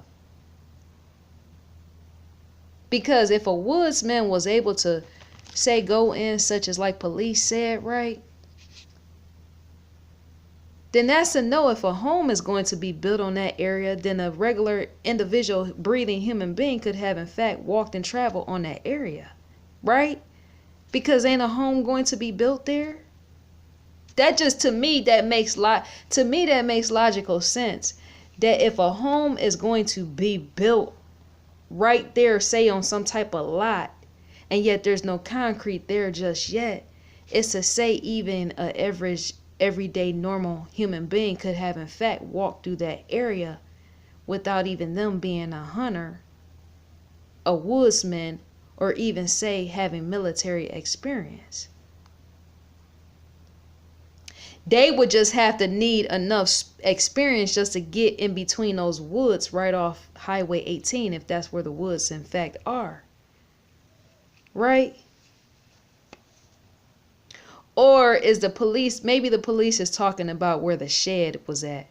Because see, even that, all this is like confusing and trying to figure out. Is the police saying, well, the bag was found in a wooded area so deep that nobody could in fact travel in that area?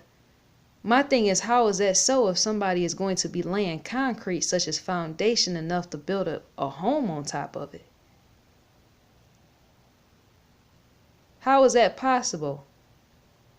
Unless, let me see. I wonder how far out 50 yards out is. 50 yards out.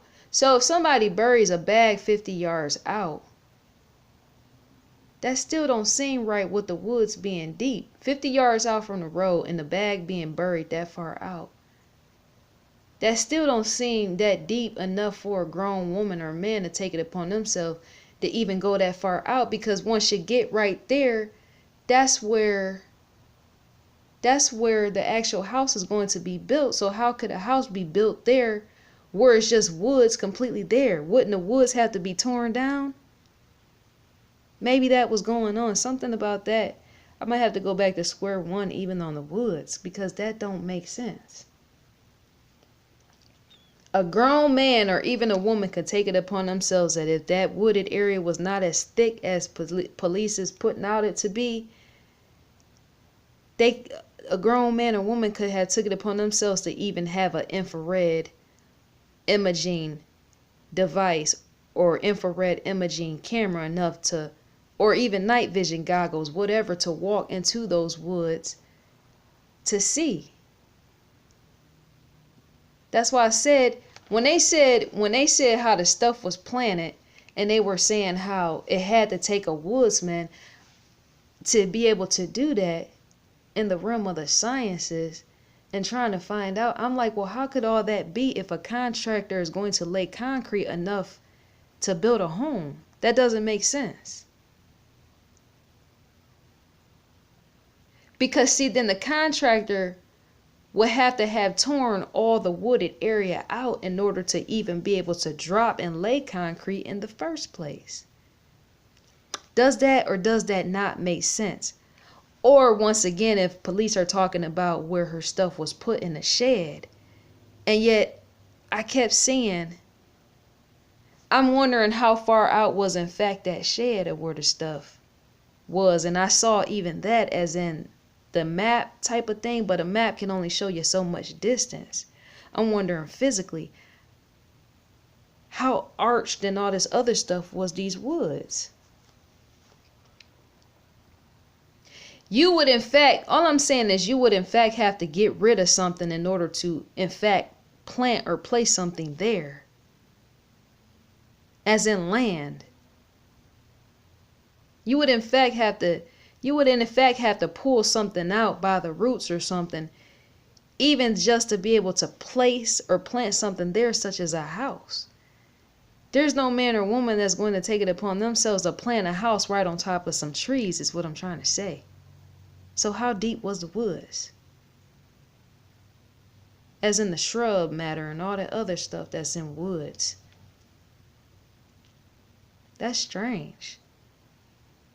Somebody is, okay, so you mean tell me a child could have been seen running off of Highway 18 into some woods, right? That in itself could have posed a problem even in her getting twisted and caught up in between the trees. If she was a young child, even with small or even big foot and even small or big hands, and yet she wasn't that tall. So that young child running in between them trees or shrubs or whatever it was, and them saying the woods are as thick as they are, that young child would have in fact have gotten caught up in the trees, not knowing how to travel through trees herself. She would in fact have gotten caught in the actual material, the gathering of the material, right? To the point possibly somebody might have to help her out, as in help her find her way to get out of that stuff. Because even if you go in the woods at night, you can't see anything. You couldn't even see anything on the road, right? So once again, how deep was those woods?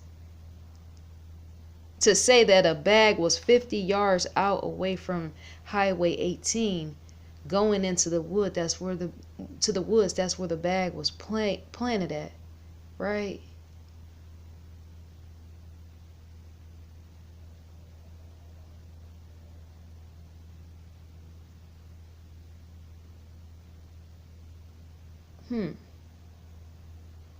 So what they were trying to say, if Asia in fact went into those woods, what, she possibly was snatched by a woodsman, then he had to in fact live right around in that area. He had to in fact had to be a hunter or something.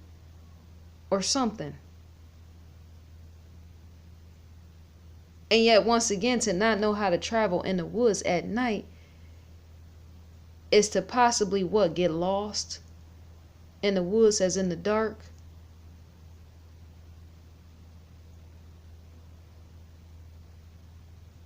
But I still can't see a young child just still traveling, trying to find her way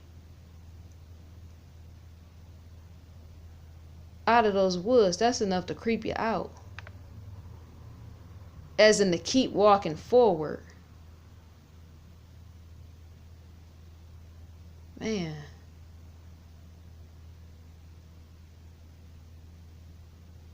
Because once you go into some woods, you might not be in fact coming out of those woods because it's too dark it's too dark to begin with. Right? To go in some woods is to know you might not in fact be coming back out of those woods to begin with because it's too dark. And yet even you have to question that, as in, was there any wild animals in that area? Does that, I'm saying big wild animals, enough for a wild animal just enough her size, if not bigger, to snatch her up? And yet I don't think that's a possibility. I don't think anywhere could any big bears be found in that wooded area like that. I'm thinking because wouldn't you have heard of it? That type of stuff you see at the Rocky Mountains or somewhere, Yosemite Park or something crazy like that, right?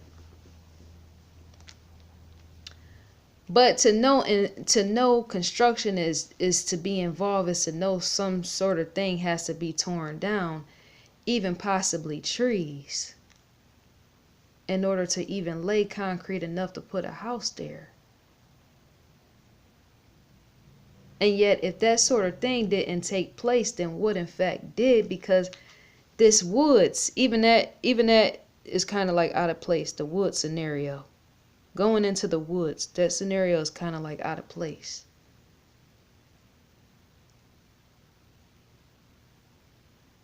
It's like almost as if it's a distraction or something.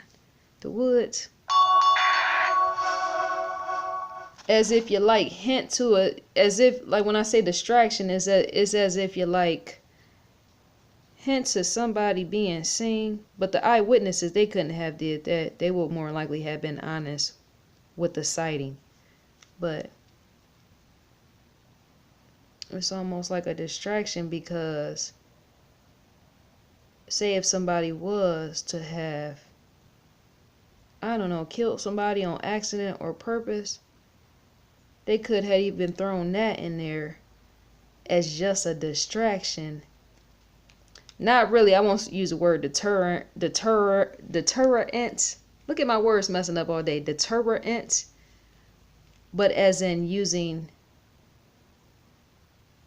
the realm of diversion, like to throw attention away from something. To throw attention off or something.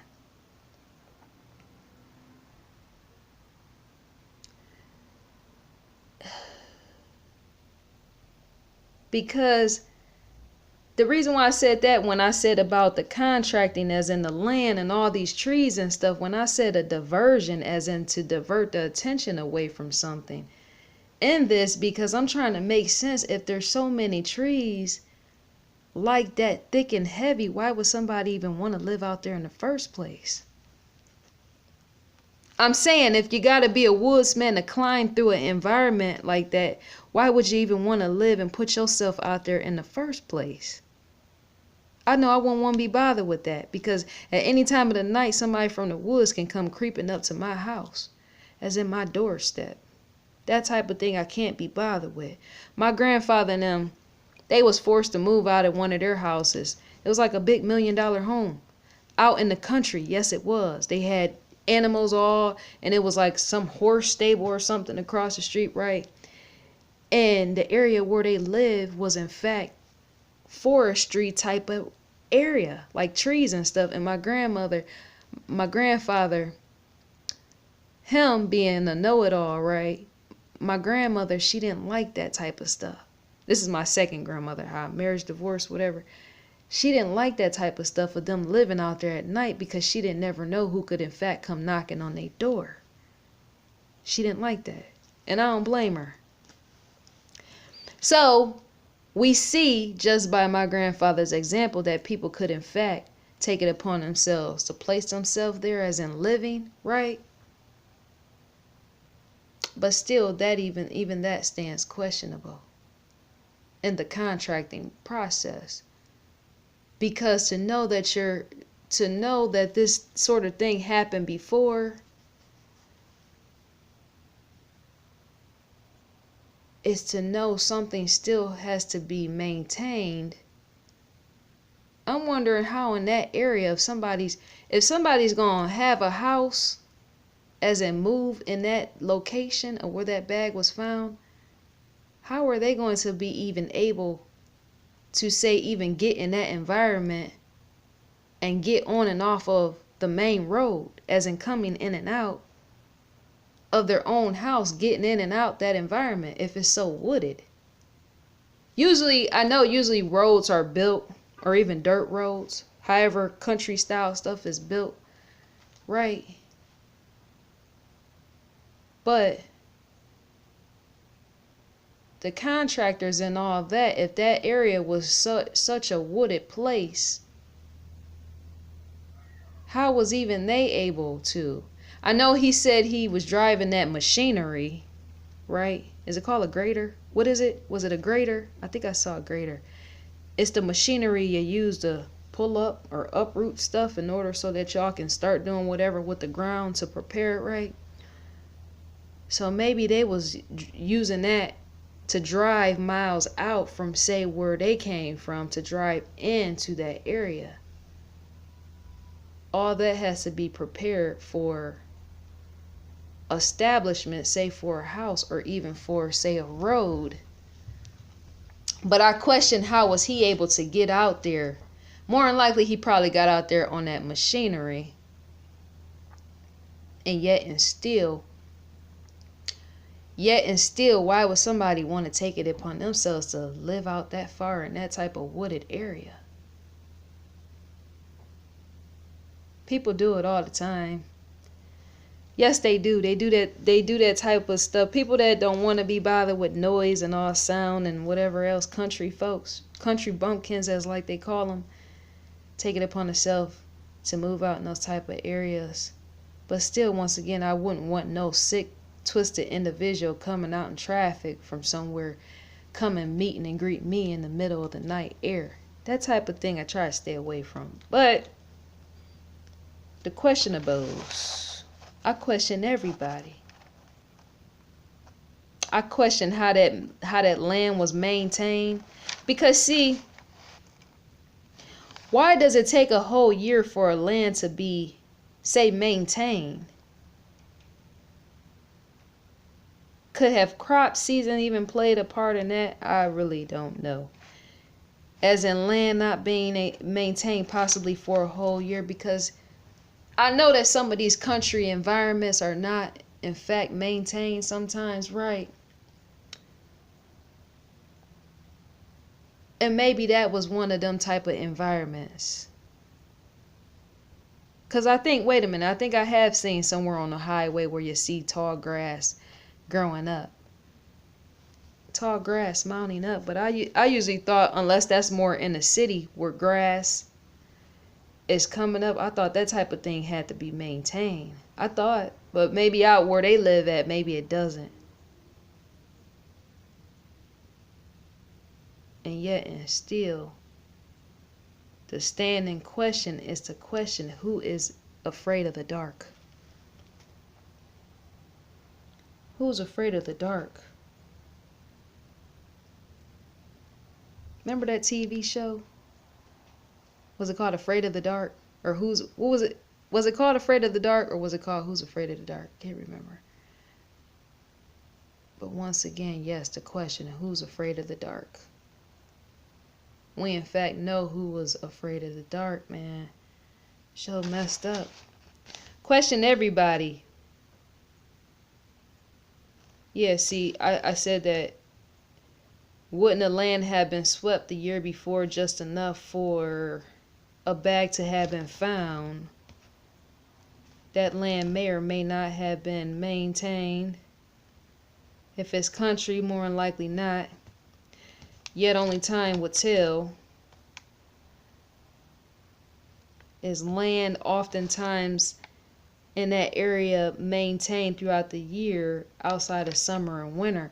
I just wonder what type of land is it, like physically at face. If I could see that land physically at face, even that in itself would tell and show and present more, even in the realm of evidence.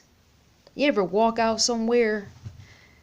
That's why I said I should have been into private investigation or even detective work.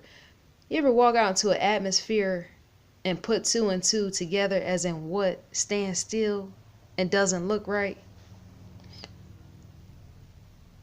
Sometimes you can go outside somewhere and map out a whole environment and slowly start to unravel things. As in seeing what's there, what could possibly be there, or what possibly may never have even been there from the beginning. Yes, and a physical environment will in fact present and show you that thing. It has no choice, because remember, everything is right before your very eyes, enough to stand still, enough to question. That's why I question the woods. Because see, if I was ever presented the opportunity to even go out where, say, ASHA was in fact supposedly seen, I would literally stand there myself for hours, as in decipher that very area down. Yes, I would. I'm that type of individual. Trust and believe, I have a very deep inquisitive mind to stand right outside an environment where supposedly these things were in fact found and begin to question everything right in that surrounding location, and asking myself, how far does this in fact location expands outwardly, as in the radius? How far does this expand outwardly outside of where this bag has been found, as in presented right here, 50 miles, or not 50 miles, 50 yards out away from the highway? I would want to in fact know how much further out does this unit in a sense expand outwardly in a realm of search and find. Because I'm in question to even say water, wet matter. I said that before, as in a marsh or a lake or a pond or anything that has anything to do with wetness, even a creek in that area. I question all of that because even bodily matter has been known, such as dead bodies and everything else which goes up underneath it, as in the water, and sometimes floating individuals away, has in fact been discovered in those type of places. Water.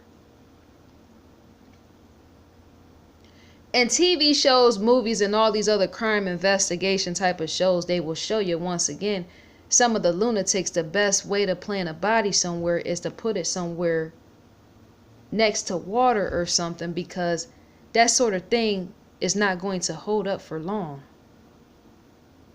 They said cracked bones. They said, well, not cracked bones. They said usually bodies that deteriorate next to, say, some water or something like that, that body more than likely won't hold up for very long. It will begin to quickly decompose, because remember, even water itself holds chemical matter enough to start eating away at the body. It's liquid. Liquid does that type of thing anyway, doesn't it? I'm thinking, if you were a dead individual, as gruesome and as gross as it sounds, but we had to take it there. If you were a dead individual and say somebody set your body out next to water, a water environment which is not purified water, even that holds chemicals, but say water, how quickly or how slowly will your body start to deteriorate on down to the bones? Because it's been said, and I saw that on YouTube on a crime investigation show, that even a body that wastes away, which leads to just bones being there, is as the bones don't hold up as well. Once a body has shed away, as in the skin, and there's nothing left but bone matter, those bones are not able to hold up to say water residue. Those sort of things can end up being cracked by the water itself, because what is in fact in the water itself. Yes, I seen that right on YouTube. I watch all type of videos on YouTube. Check out the Discovery Channel as well. The links are posted below, just so you know. But that sort of thing, your bones won't hold up to water, because that water is not really pure water. Usually water is chemicalized. All type of things is added. And not only that, to be, say, in a wooded environment where water is to know there is in fact wood involved, as well as other foreign matter. Enough to slowly or even possibly fastly eat away at a dying body. So that's why I mentioned the water. Even when I mentioned the hunting and fishing of could a hunter have did that, that's why I mentioned fishing as well. Because see, if a hunter was to accidentally blow a young child away, or even purposely blow her away, or whatever could have possibly happened, hunters are oftentimes known to be fishers as well. Yes, they are. That thing is almost one of the same, because remember, you're somewhat almost in the same environment, depending on where you go, right? Many men, I'm thinking, that is possibly into hunting may as well be into fish. And so to get rid of a body in which an individual has just died is to know a decomposing body may in fact await, even put for police, as around a pond or even a lake. Because if a hunter is in fact into fishing, then he may in fact love to be around water as well. And once again, to get rid of a dead body is to place that dead body somewhere around water, and say an area in which police may or may not look, somewhere around the environment. I wonder if there's any water enclosed or even running freely even around that area or where they found her stuff. Is there any type of marshes, any type of creeks, any of that? I said this before, I'm repeating. And yet once again, somebody that loves to hunt could in fact love to fish. But to not expose themselves in killing somebody accidentally or on purpose is to dispose of a decomposing body somewhere around a marsh, a lake, or wherever, even a swamp area. Even swamp area. Is there swamp area around that area? Because he would know where to step, even and get rid of, he would. Even somebody that possibly had military training, even with swamp and water and all that, even that individual would have possible training with that, because remember, he served in the military. So to know and understand how to walk around swamp water and possibly hide even in that, is to know and understand even how to get rid of a dead body as in a suspect possibly being found. But to not want to tell on yourself, right, is to just possibly, yeah, leave a body there. Or even possibly what? I'm thinking if say other people could have been known to fish in that area or whatever type of area, if that person was really a killer, that sort of thing freak you out and thinking about it. But it makes you question if they didn't want to be seen. No, if they didn't want the body even to be seen. Because see, I question even the book bag being covered in 2 garbage bags. So if a grown man or woman will take it upon themselves to in fact plant a book bag, then that's to say, especially in garbage bags, 2 of them to be exact, is to say that grown man could have in fact killed that young child and even buried that young child in garbage bags as well. Some big enough to fit her in or something in that form of fashion. Buried her in garbage bags or even put her out in water. Even put her out in water in garbage bags just enough to sink. Maybe. Because isn't dead weight once it hits water, doesn't that thing not float? Doesn't it just travel straight to the bottom of the ground? A dead body. If somebody was to say, put a dead body in garbage bags and water somewhere around in that area, would the body float once it's been there for so long? Do dead bodies even float? I need to look that up. Because I understand some, but not completely. Do dead bodies float even if they're put in a garbage bag? Or would they just go down underwater and that's it?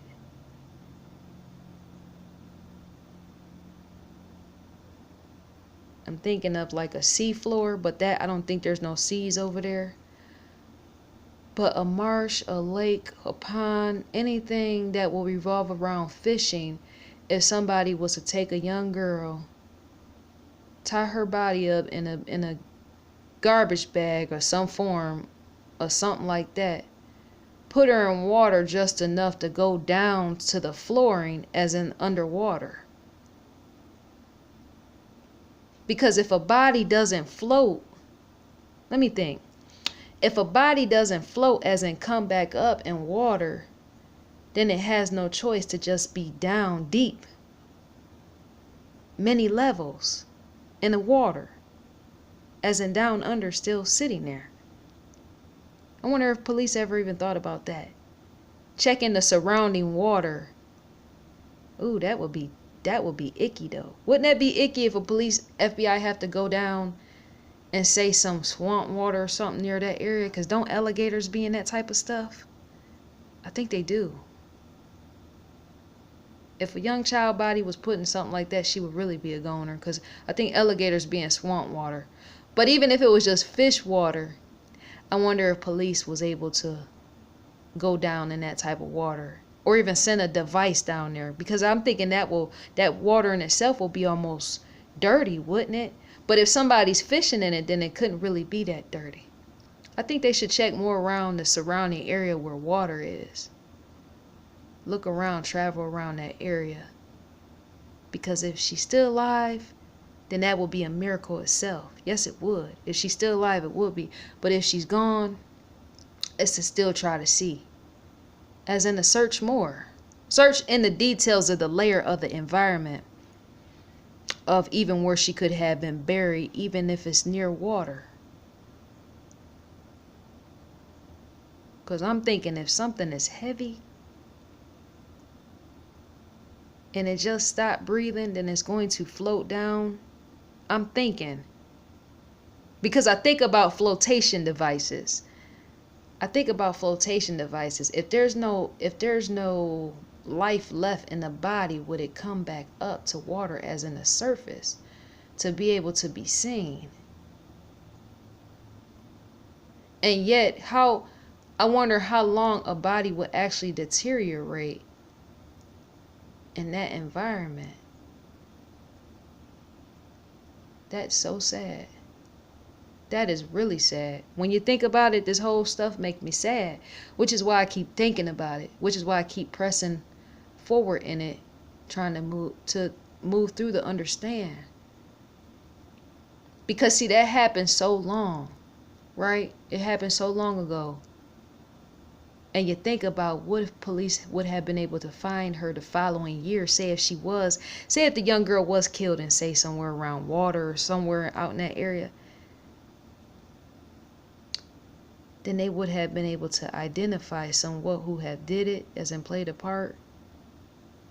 And not only that, they would have been able to see how it was in fact done. Because crime labs, they understand all that. And yet for this to go on for this many years, that's where the sadness is in fact placed in your heart, because you know how long that's been for a body to be able to decompose if she in fact is gone. You'd be like, if somebody was to, officers, FBI was to find some bones at this time, what in fact will be left? I really don't want to think about it, and yet the question has to stand.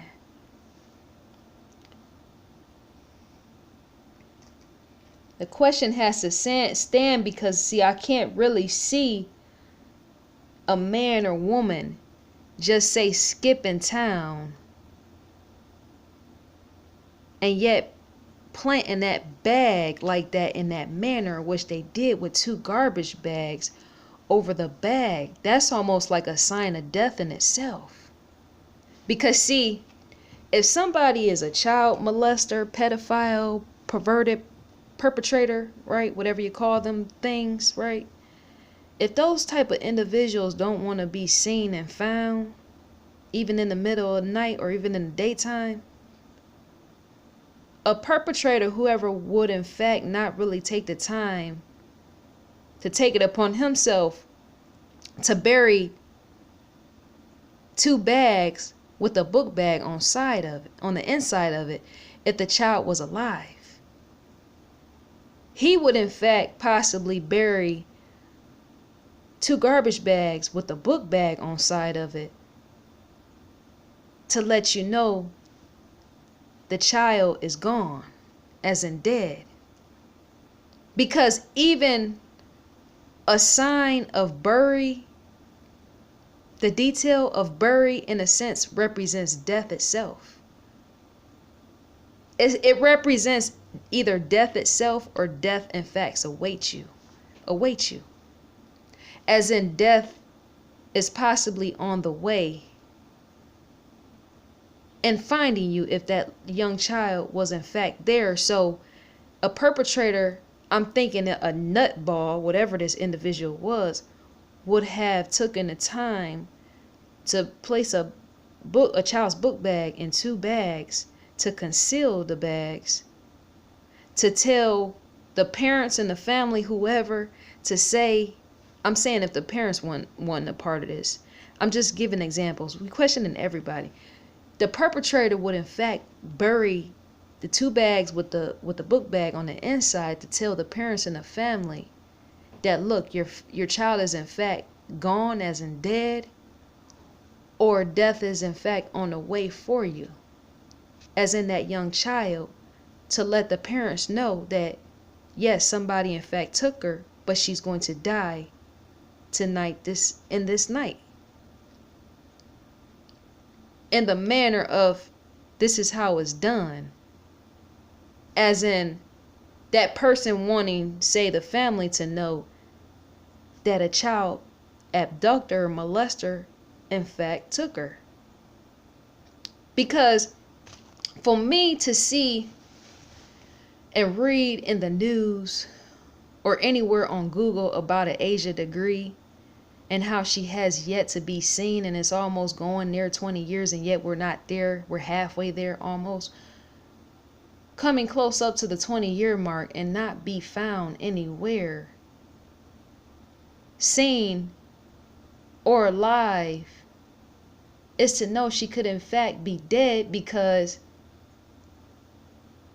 once again, I'm repeating again, is to know that garbage bags in itself with items which identify a child is to know there's no sign of life there. That sort of thing, an individual, a perpetrator, whoever, I can't really see somebody taking a child, running away with them, and then just putting their bags in garbage bags to show the parents. Hold on. I can't really see somebody, I'm trying to figure out the words of how to say it. I can't really see somebody just burying a bag like that, containing the items like that, and with that telling the family that the child is still alive in relation to that. That type of thing you don't do unless death is involved, is what I'm trying to say. The book bag buried like it was in a sense a mark of death. And I spoke on that in one of my videos, and I don't even precisely understand and even know what that means. It just came to my mind. Remember, I'm a writer. And so to sometimes write is to use big phrases as well as big words that sometimes you don't even comprehend. But to know something is the mark of death is to in fact tell and say that death was more than likely involved, at play. Because even if somebody was crooked, a child perpetrator, a person that kidnaps kids and stuff like that, if they was going to play a crazy lunatic game, I still don't think they would have buried that child's bag. Maybe they would have, who knows? But I think they would have set the bag somewhere on top of something or something. You got what I'm saying? I'm thinking because you see so many crazy movies, which is why I had to stop watching scary movies, because those are the type of thing make you not even want to walk through your house at night because you're so terrified. But I'm thinking a lunatic, a child perpetrator, somebody that's crazy. You done seen enough movies and TV shows to know those type of people, if they're going to play a game of kidnap, they will say what? Leave a book bag on somebody's car in the middle of the night? Something crazy like that. A crazy man, gentleman, or somebody would in fact possibly plant a bag somewhere, even with a note, to let the parents know they did this without saying who or what they are. I'm thinking, because see, I was on Facebook and I had to literally drill into some young lady I ain't never met, but I was